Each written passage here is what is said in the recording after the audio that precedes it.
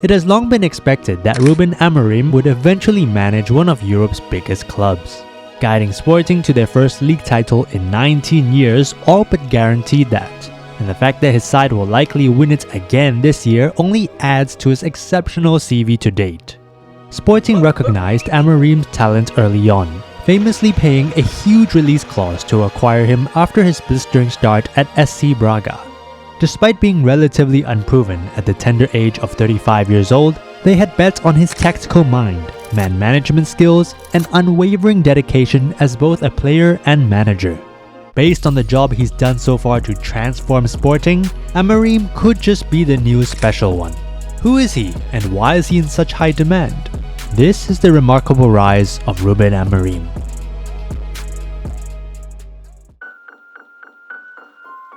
As a player, Amorim was part of a fine Benfica team, winning 3 league titles between 2009 and 2015.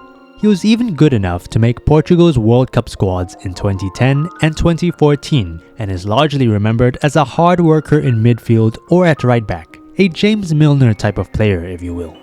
Forced to retire early in 2017 due to injury at the age of 32, he swiftly embarked on a new path as a coach, taking his first steps into management in the 2018-19 season with 3rd division side Casa. 6 months later, however, he resigned after the club was sanctioned for his failure to possess the required coaching license. Amorim then rejected the chance to manage Benfica's B team despite being a fan of the club as a boy. Instead, he opted for Braga's B team, where he believed he could exercise more control. But in a rapid turn of events, the fresh-faced Amorim was handed his opportunity to manage the senior side after Braga had sacked Ricardo Sapinto in December 2019 following a poor run of form. His appointment turned their season around completely. Between January and February 2020, his side played Porto twice, Sporting twice, and Benfica once, a run of games about as tough as you can get in Portugal. But Braga won all 5 matches. In a matter of months, Amorim took Braga from 8th to 3rd place in the league, remained undefeated domestically, and secured his first trophy as a manager by winning the Portuguese League Cup, Casa da Liga. It was a sign of things to come for the burgeoning young manager, leading to increasing comparisons between him and renowned fellow countryman Jose Mourinho. Interestingly, Amorim himself credits Mourinho as an inspiration for his career, even taking the opportunity to meet the so-called special one in Manchester back in 2018 to enhance his knowledge. He shares a similar tenacity and underdog spirit with Mourinho, qualities that have remained with him throughout his subsequent managerial endeavors. Sporting have come a long way since Amorim's appointment, considering the challenging state the club was in when he first arrived. To put the transformation into context, Sporting have won more points than any other side in Portugal since Amorim's appointment 4 years ago, averaging 2.38 points per game in 136 league games.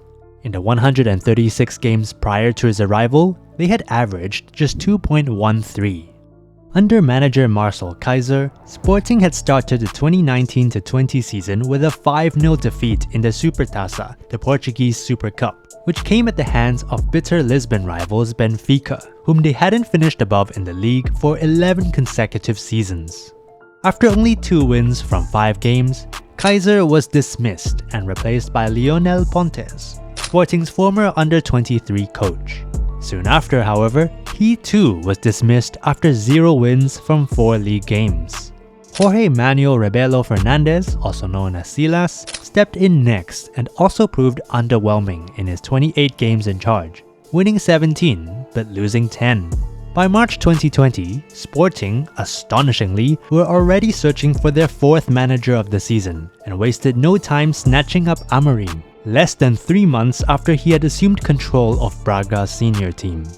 Controversially, Sporting paid a huge €10 million fee to bring him to Lisbon, the 3rd highest fee paid for a manager at the time, and a staggering amount for a Portuguese club to dish out.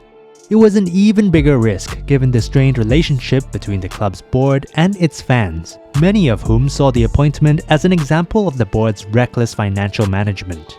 However, this time, the board was right. While he was unable to prevent Sporting from falling outside the top 3 by the end of his first half season, ironically finishing just below the club he'd helped do so well earlier in the season, his first full season in charge would shake Portuguese football to its core. Sporting went into the 2020-21 season having not won the Primeira Liga since 2002. Portuguese football has long been dominated by Os Três Grandes, the Big Three, so to have the third side in that trio underperforming to such an extent was embarrassing to say the least. And with Sporting fans largely unhappy about appointing a manager with such close ties with their rivals Benfica, Amorim also needed to get them on side, fast. Having lost star player Bruno Fernandes to Manchester United just weeks prior to his arrival, Amorim reconfigured his team, entrusting younger, hungrier players and nurturing their potential with his strong man management. Pedro Porro, now at Tottenham, was loaned from Manchester City, while João Palhinha and Matheus Nunes, the latter being a signing from the prior season, ran the midfield. Important squad players like Thiago Thomas and Nuno Mendes were also promoted from their academy. But above all, it was the young Pedro Gonçalves who emerged as the face of Amorim's revolution and a testament to his faith in the very youngsters whose performances would culminate in the club's first league title in 19 years. The international limelight was now on Amorim, but he had made the choice to continue at Sporting, citing that there was still unfinished work to be done with the club's ongoing project. Amorim began his second full season at Sporting by winning the Supertaça. Highlights of that season also included qualifying for the Champions League round of 16 for the first time since 2009, and Amorim becoming the fastest manager to win 50 games in the Primeira Liga.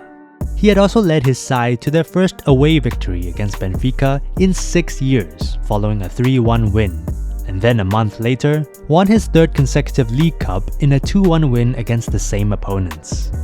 Back in Europe, his team were never expected to make it past City in the last 16, but in the Taça de Portugal, Portugal's most prestigious domestic cup competition and the equivalent of England's FA Cup, they were knocked out in the semi-finals by Porto.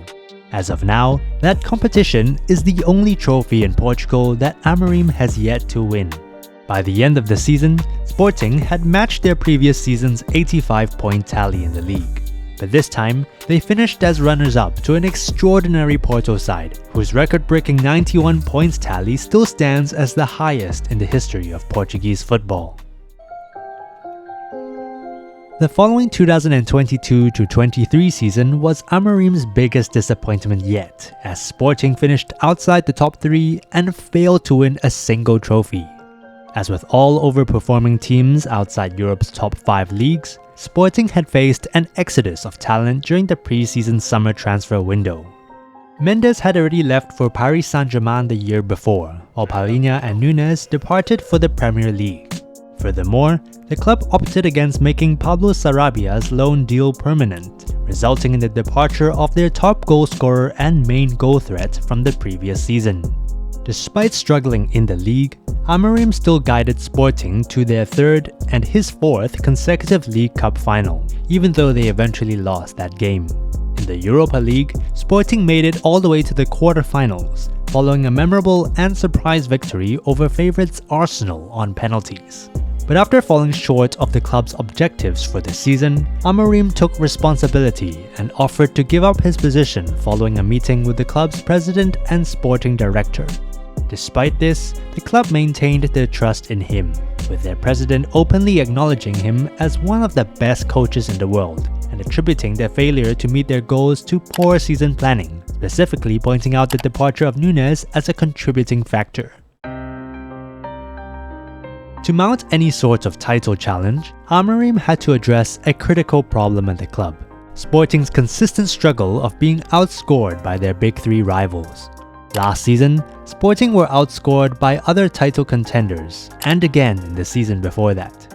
Even in their title-winning campaign 4 years ago, they had scored just 65 goals compared to Porto's 74 and Benfica's 69. Since then, Sporting haven't seen many of its players reach 10 or more goals in a season either. Enter Victor Gyökeres.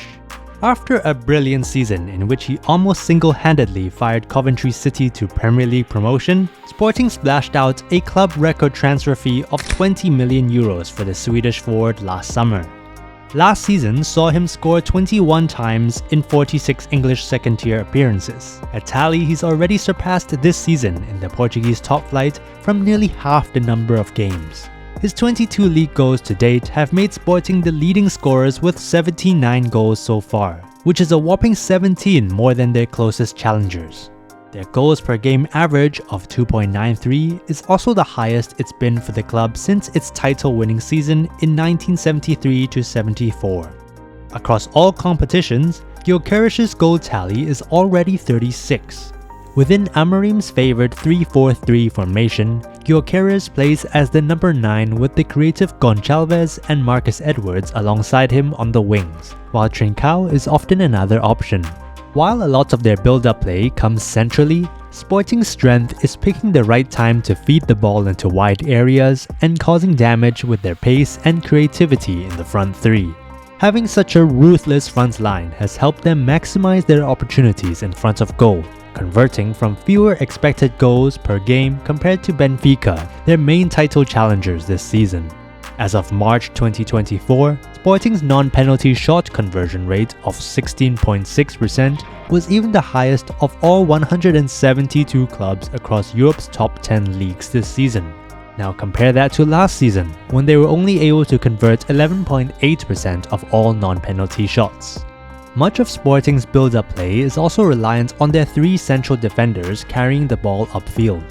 Of all defenders to have clocked at least 1,000 league minutes in Portugal this season, two of Sporting's four centre-backs, Gonçalo Inácio and Ousmane Diomande, rank in the top 5 players for carries per 90 and progressive carrying distance per 90.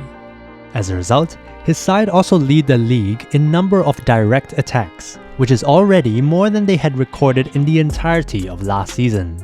Much of the beauty of this season's Sporting is their variations in attacking build-up.